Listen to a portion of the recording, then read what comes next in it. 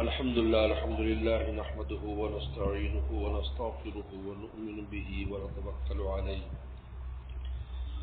ونعوذ بالله من شرور أنفسنا ومن سيئات أعمالنا من يهده الله فلا مضل له ومن يضلل فلا هادي له ونشهد أن لا إله إلا الله وحده لا شريك له ونشهد أن سيدنا وسندنا وحبيبنا وشفيعنا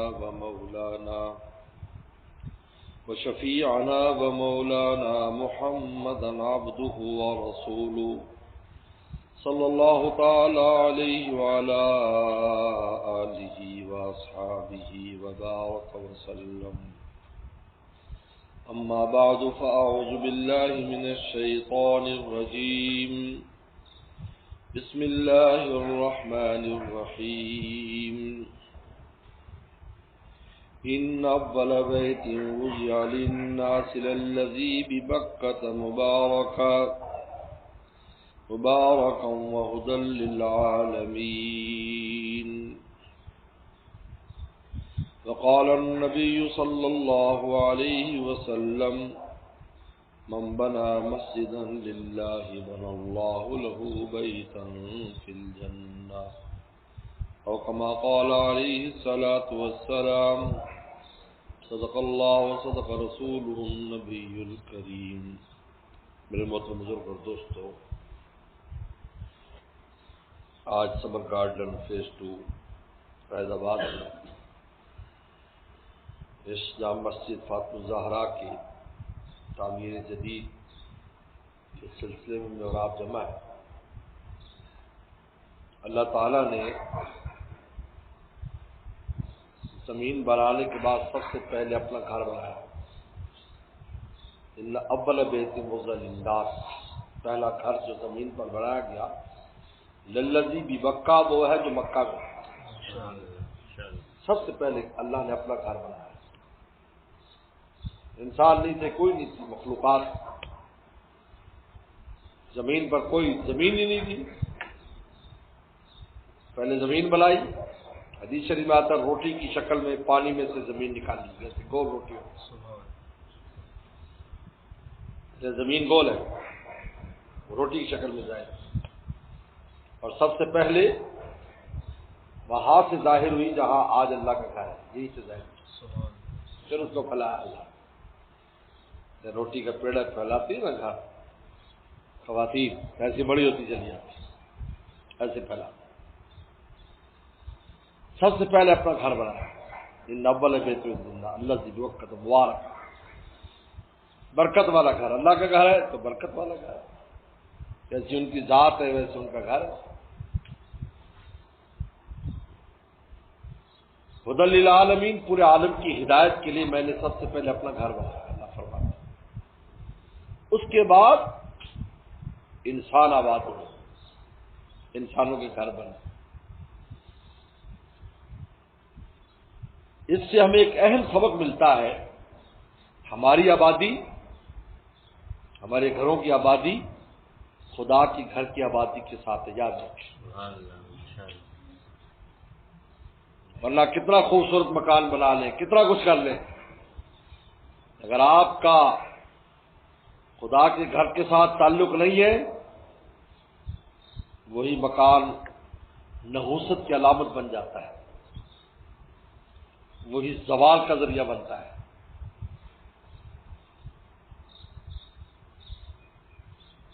اور اگر اللہ کے گھر کے ساتھ آپ کا تعلق ہے، کیونکہ اللہ نے اگر بعد میں بنانا ہوتا، پہلے ہمیں آباد کرنا ہوتا، تو پہلے اپنا مکان نہ بناتے.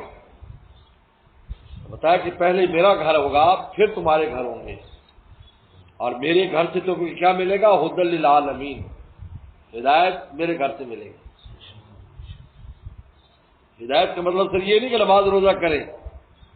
ہدایت کا مطلب دنیا صحیح اور اچھی گزارنا بھی ہدایت ہے. اعلیٰ اور اچھی دنیا گزارے. ربنا آتنا فی الدنیا حسنہ، دنیا کے حسنات بھی اس کے پاس ہوں. وفی الآخرۃ حسنہ، آخرت کے اخلاق بھی اس کے پاس ہوں. یہ ہے. اور وہ کیسے ملے گا؟ میرے گھر سے ملے گا. میرے گھر کے ساتھ تمہارا کیا تعلق ہے؟ تم نے اس کی آبادی میں کتنا حصہ لیا ہے؟ تم کیسے اس کو آباد کرتے ہو؟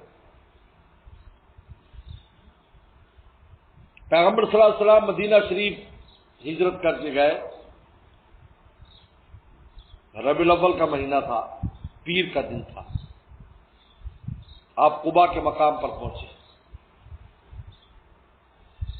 آپ وہاں ٹھہرے. آپ نے ٹھہرتے ہی دیکھو ایک آدمی ہجرت کر کے آیا ہے، اس کا قوم قبیلہ خاندان ہے، بیوی بچے ہیں، تو کس کی فکر کرے گا؟ اپنے گھر کی فکر کرے گا نا. بولو جی. آپ میں اکثر وہ ہوگی جو دوسرے علاقوں سے آئے، جو یہاں کے نہیں ہیں. یہی فکر کی ہوگی یار میرا گھر کا بن جائے، کوئی جگہ مل جائے، کوئی جھوپڑی مل جائے، کوئی کچھ مل جائے. یہی ہے نا. اور اسی فکر میں ہی پوری زندگی گزار دیتے. پیغمبر سلام ہجرت کر کے آئے. آپ کا کوئی مکان نہیں ہے مدینہ شریف میں، کوئی جائیداد نہیں ہے رسول اللہ کی. تو آپ صبح کو صحابہ سے کہہ رہے ہیں کہ یہاں مسجد بنانی قباء میں. انہوں نے کہا جی یہ جگہ ہے. قباء کی مسجد بن گئی. ایسی شان والی مسجد. اور نے فرمایا کہ جو آدمی گھر سے وضو کر کے جائے اور اس مسجد قباء میں 2 رکعت پڑھ لے، فرمایا عمرے کا ثواب ملے. مسجد بن گئی. اگلے دن اب 4 دن وہاں ٹھہرے ہیں. صحیح روایت کے مطابق آپ کا 4 دن کا قیام ہے، پیر سے جمعے تک. پیر، منگل، بدھ، جمعرات، جمعہ. جمعے کو آپ مدینہ شریف کی بستی میں گئے، وہ بھی گاؤں تھا. یہ 3 میل ہے، 4.5 کلومیٹر کے فاصلے پر قباء ہے، اور پھر مدینہ شریف 4.5-5 کلومیٹر پر ہے. اب آپ گئے. ابھی آپ راستے میں جمعے کے دن قرآن کی آیات نازل ہوتی ہیں کہ جمعے کی نماز فرض ہو گئی. آپ نے وہیں پہ صحابہ کرام کے قافلے کو روکا اور آپ نے نماز پڑھا دی جہاں پر آج مسجد جمعہ ہے. اب آپ مدینہ شریف پہنچ گئے. شام کو پہنچے. حضرت ابو ایوب انصاری رضی اللہ تعالیٰ نے اپنے مکان میں ٹھہرایا. 2 منزلہ مکان تھا. 2 منزلہ مکان تھا. پیغمبر صلی اللہ علیہ وسلم کو ٹھہرایا. اوپر والی منزل میں وہ خود تھے، نیچے رسول اللہ صلی اللہ علیہ وسلم کو ٹھہرایا. اوپر جانے کی تکلیف نہ ہو، نیچے رہے. لیکن وہ ایسے عاشق تھے، پورے رات میاں بیوی نے کھڑے ہو کر گزار دیے کونے میں کہ رسول اللہ صلی اللہ علیہ وسلم کی بے ادبی نہ ہو جائے. آپ نیچے. اب صبح ہوئی تو پیغمبر صلی اللہ علیہ وسلم نے یہ فکر نہیں کی کہ میرا گھر بن جائے.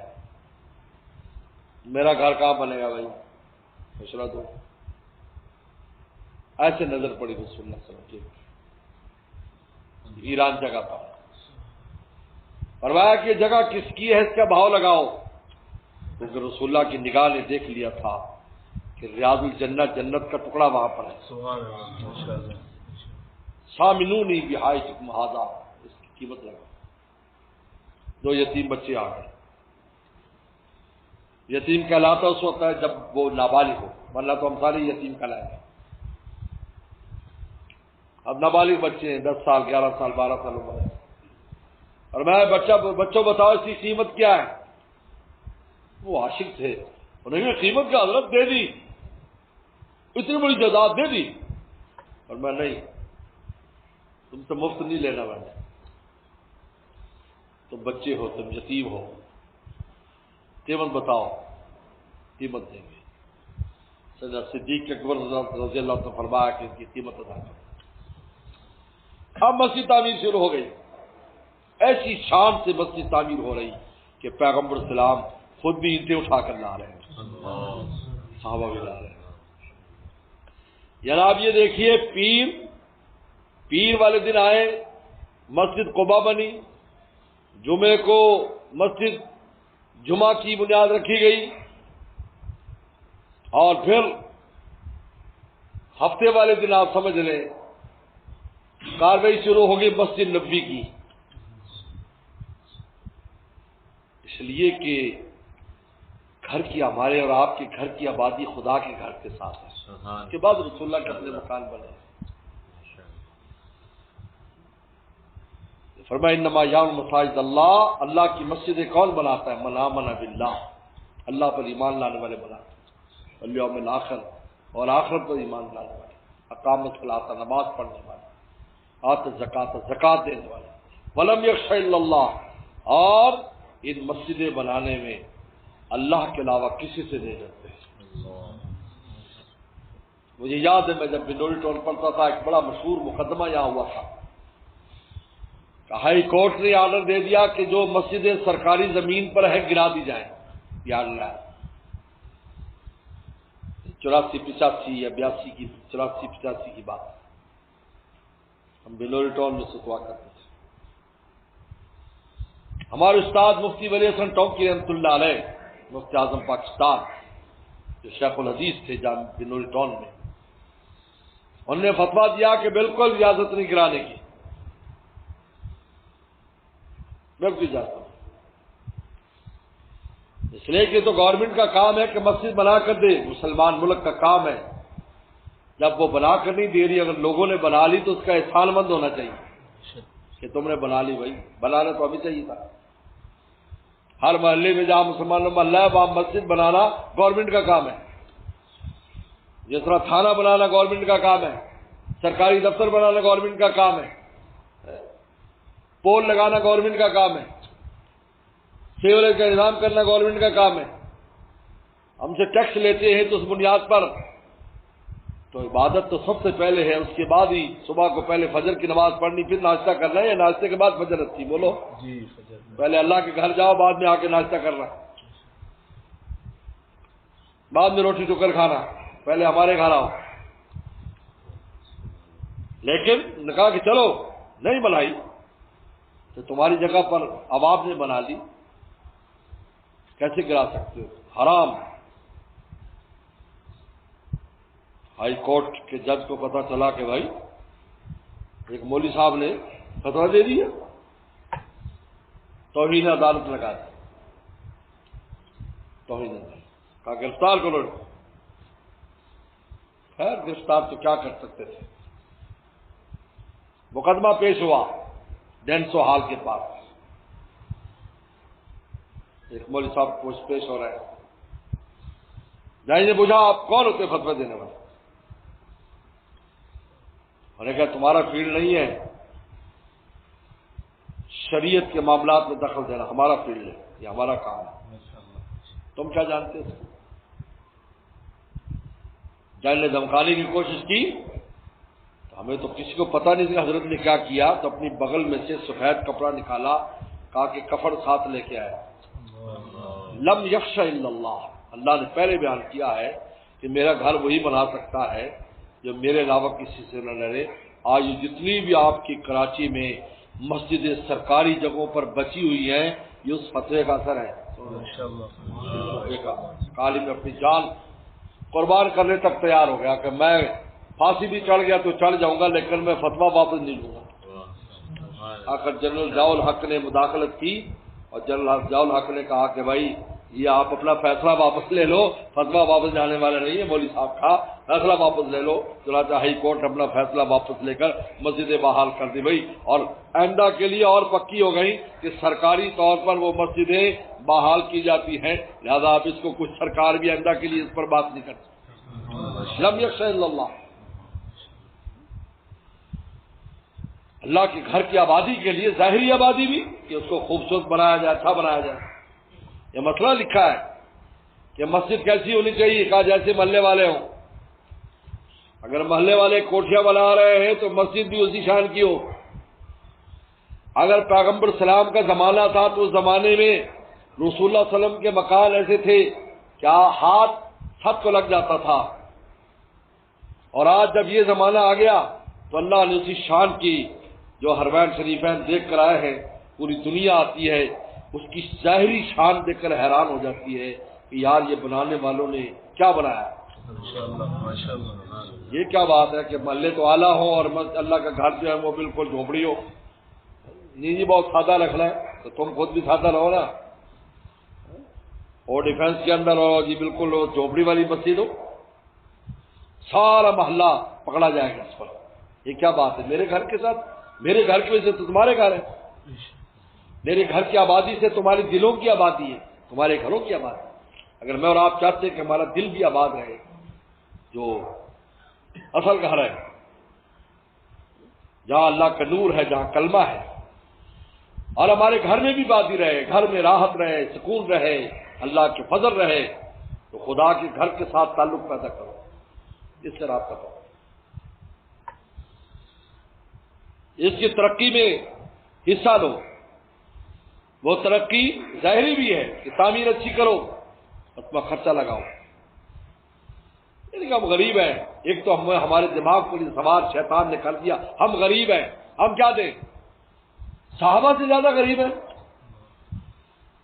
صحابہ سے زیادہ غریب ہیں کہ جن کے جسم پر ایک کپڑا ہوتا تھا, اوپر کپڑا بھی نہیں ہوتا تھا, لیکن رسول اللہ جب کہتے بھائی خدا کے راستے میں دو, تو وہ مزدوریاں کرتے تھے, اور مزدوری کرنے کے بعد جو مزدوری میں کھجوریں ملتی رسول اللہ کو لا کے دیتے, حضرت یہ میرا چندہ شامل کر. آج ہمارے گھروں میں یہ حالت ہے, اللہ معاف فرمائے. لیکن ایک شیطان نے سوار کیا ہوا, بھائی نہیں یہ سیٹھ لوگوں کا کام ہے, خرچہ کرو, یعنی ہمارا کوئی کام نہیں, ہمیں کچھ نہیں چاہیے. اس لیے رسول اللہ نے عجیب بات ہے کہ حدیث کیا فرمائی کہ من بنا للہ مسجدا ولو کمفحص قطات, کہ جو مسجد بنائے چاہے چڑیا کے گھونسلے جتنی ہو, من اللہ لہ بیتا فی الجنہ, اللہ تعالیٰ اس کے لیے جنت میں گھر بنائیں گے. تو یہ چڑیا گھر جتنی کیوں فرمائی کہ تم اگر اتنا حصہ لے لو جس سے چڑیا کا گھر بنتا ہے, تو تب بھی تمہارے لیے پورا محل بن جائے گا. تاکہ غریب یہ نہ کہے جی میرے پاس اتنے پیسے نہیں ہیں کہ میں 10 بوری دے سکوں, 20 بوری دے سکوں, میں کیسے بناؤں گا؟ تو میں کہ نہیں, ایک اینٹ دے دو تاکہ قیامت کے دن تمہارا کام بن جائے. اینٹ لگائی. آپ علیہ السلام نے فرمایا کھجور, آدھی کھجور بھی اللہ کے راستے میں دے سکتے ہو تو دے دو, وہ بھی قیامت کے دن تمہارے لیے جہنم سے آڑ بن جائے گی. مسجد تو بہت اونچا ہے, اس لیے یہ ذہن پر سوار نہ کرے. اور کچھ نہیں تو مزدوری کر لے بھی, آج کا دن میں مسجد میں مزدوری کروں گا. جب رسول اللہ صلی اللہ علیہ وسلم نے جب کی ہے تو مجھے آپ کو کیا اس میں وہ ہے, مجھے آپ کو کیا ہے. ہمارے والد صاحب رحمۃ اللہ علیہ مولانا نیاز صاحب بہت بڑے آدمی تھے. علاقے میں آپ کبھی آئے بہن نگر دیکھے لوگ کس طرح ان کا ادب و احترام اب تک یاد کرتے ہیں. تو ہم لوگ ہوتے تھے صاحبزادے, یہ صاحبزادے کہلاتے ہیں, بڑے مولوی صاحب کے پتر صاحبزادے, گھر نہیں بیٹھنے دیتے تھے. مسجد مدرسے کی اینٹیں آتی تو جہاں طالب علم کام کرتے تو ہمیں بھی گھر سے لے آتے کہ بھائی کچھ نہ کرو, تم اینٹیں اٹھا کر وہاں پہنچاؤ یا مستری. یہ دیکھو یہ حصہ ملانا ہے اس کا. جدھر مدرسہ پرانا بنا اس کی اینٹیں اٹھانے میں ہم سب بھائیوں کا پورا حصہ, پورا اینٹیں لے جاتے تھے. کبھی خیال نہیں فرماتے تھے میرے بچے ہیں, یہ ہے, وہ ساتھ جاتے, ان کے کپڑے خراب ہو, کچھ پرواہ نہیں.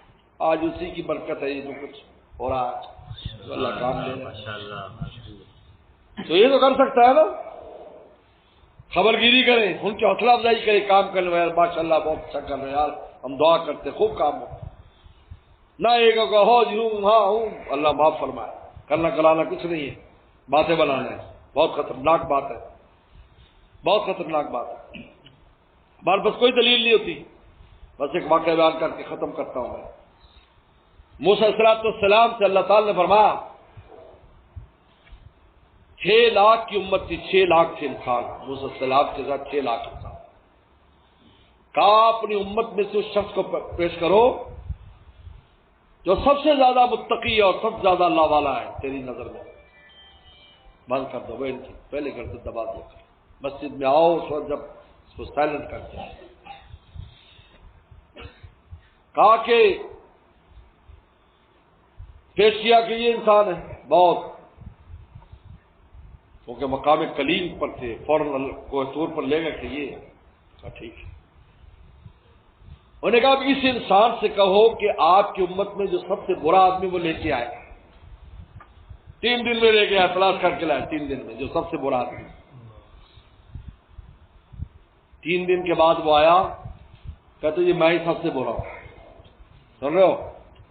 میں ہی اسلام بھائی تیرا اچھا ہونا تو اللہ نے بھی قبول کر لیا کہ صحیح بندہ تو لایا، یہ سب سے زیادہ اچھا ہے تیری امت میں، اور تو کہتے میں سب سے برا ہوں. انہوں نے کہا میرے پاس دلیل ہے. انہوں نے کہا کیا دلیل ہے؟ کہ اپنی برائیوں کو تو میں جانتا ہوں، دوسروں کی برائیوں تو سنی سنائی ہے. جانتا میں کتنے پانے. کیوں بھائی؟ ہر بندہ جانتا ہے وہ کیا کرتا ہے، ہر بندے کو. حضرت تھانوی فرماتے زیادہ دماغ خراب ہونے لگے نا ایسے آنکھیں بند کرو، بالغ ہونے سے لے کر اب تک ہم نے کیا کیا ہے تو 1 منٹ میں سارا شیشہ ہو جائے گا کہ کتنے پانی میں ابھی شیشہ ہو جائے گا. آپ حساب کتاب آنکھ بند کر کے خود لگا لو گے کہ آپ پتہ نہیں، پتہ اللہ میاں تو بخشے گا تو ہوگا، ورنہ کام ہمارا تو خراب ہے.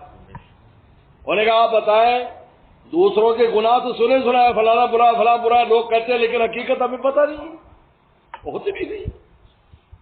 اپنی برائیاں تو میں یقیناً جانتا، تو آپ بتائیں جو یقینی برا ہو اور دوسرا تو گمان ہے، تو آپ بتائیں زیادہ برا کون ہے؟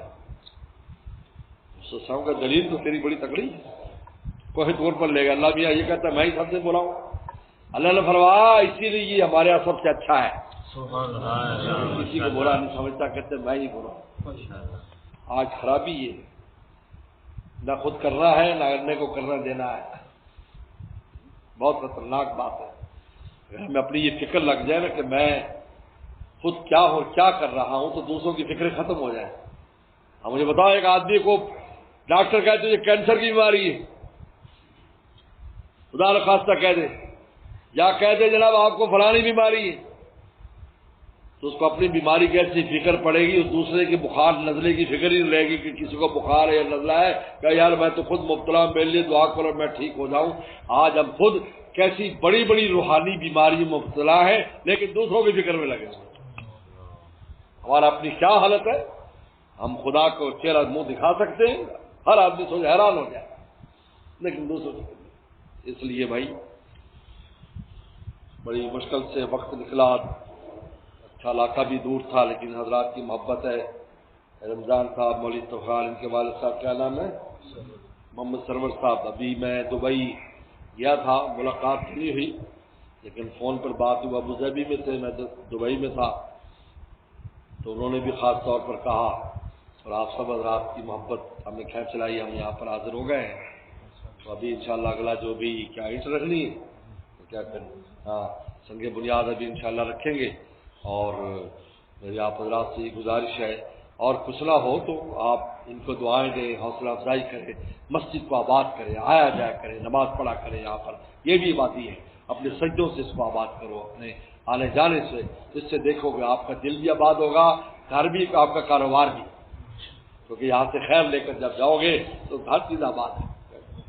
بس اللہ مجھے آپ کا عمل کی توفیق عطا فرمائے. وآخر دعوانا ان الحمد للہ رب العالمین. اللهم لك الحمد كما انت صلی علی محمد كما انت اهل وقفل بنا كما انت اهل فانك انت التقوى والمغفرة. ربنا ظلمنا انفسنا وان لم تغفر لنا وترحمنا لنكونن من الخاسرين. اللهم انا نسألك الهدى والتقى والعفاف والغنى. اللهم اصلح عاقبتنا في الامور كلها وجرنا من خزي الدنيا وعذاب الاخره. اللهم وفقنا لما تحب وترضى بالقول والعمل والخير والنية والهدي والهدى انك على كل شيء قدير. یا اللہ یا اللہ اس مسجد فاطمہ الزہرا، یا اللہ بہت عظیم شان شخصیت کے نام پر یا اللہ تیرے گھر کو منسوخ کیا ہوا ہے. یا اللہ اپنی شان کے مطابق اس کی تعمیر فرما، اپنی شان کے مطابق اس کی تعمیر فرما، اپنی شان کے مطابق اس کی تعمیر فرما. یا اللہ پورے محلے کو، اس مسجد کو یا اللہ عبادات کے ساتھ، نیکیوں کے ساتھ، ظاہری اور باطنی یا اللہ اس کی آبادی کرنے کی توفیق عطا فرما. پورے محلے کے لیے یا اللہ اس کو خیر کا مرکز فرما. یا اللہ نور کے پھیلنے کا، علم کے پھیلنے کا ذریعہ فرما. یا اللہ جو حضرات بھی یا اللہ اس میں کام کر رہے ہیں ان حضرات کو خوب برکت نصیب فرما. یا اللہ اس کے سنگ بنیاد رکھ رہے. اللہ ہم بھی کمزور ہیں، ہماری یہ بنیادیں بھی کمزور ہیں، لیکن تیری ذات بڑی ہے یا اللہ، آپ چاہیں تو یا اللہ ہمارے اس ٹوٹے پھوٹے عمل کو قبول فرما، اور یا اللہ جنت میں ہم سب کے لیے یا اللہ بہت اعلیٰ مکان تعمیر فرما، بہت اعلیٰ مکان تعمیر فرما، اور یا اللہ اس کی آبادی کو خوب اور خوب یا اللہ پورے محلے کو خوب آباد فرما، خوب اس پورے محلے پر اپنی رحمتوں کا نزول فرما، اور سارے محلے کو یا اللہ دین اور دنیاوی حسنات اور اخروی حسنات نصیب فرما، یا اللہ عافیت اور کرم کا معاملہ فرما، یا اللہ اور جتنے بھی منصوبے ہیں یہاں سے متعلق ہے آئندہ مستقبل کے لیے بھی یا اللہ ان منصوبوں کو بھی خوب کامیاب اور کامران فرما، یا اللہ اور اس میں یا اللہ شاندار مدرسہ بھی بنوا، یا اللہ اور دوسرے سارے کام بھی یا اللہ اس میں جاری ساری فرما، اللہ مولوی افتخار صاحب کو یا اللہ اس کے لیے اخلاص سے محنت اور ان کے ساتھیوں کو اس میں کام کی توفیق عطا فرما، ربنا تقبل منا انک انت السمیع العلیم تب علینا انک انت التواب الرحیم، یا اللہ ہم سب کو ہر طرح کی عافیت نصیب فرما، ہمارے مرحومین مرحومات کے مقصد فرما، بیماروں کو شفا عطا فرما، ہر طرح کی پریشانیوں کو دور فرما، قرضوں کے بوجھ کو دور فرما، رزق کی تنگیوں کو دور فرما، یا اللہ ان کی محبتوں کو قبول فرما، ہمارے آنے کو قبول فرما، صلی اللہ تعالی علی خیر خلقہ محمد و آلہ وصحبہ اجمعین۔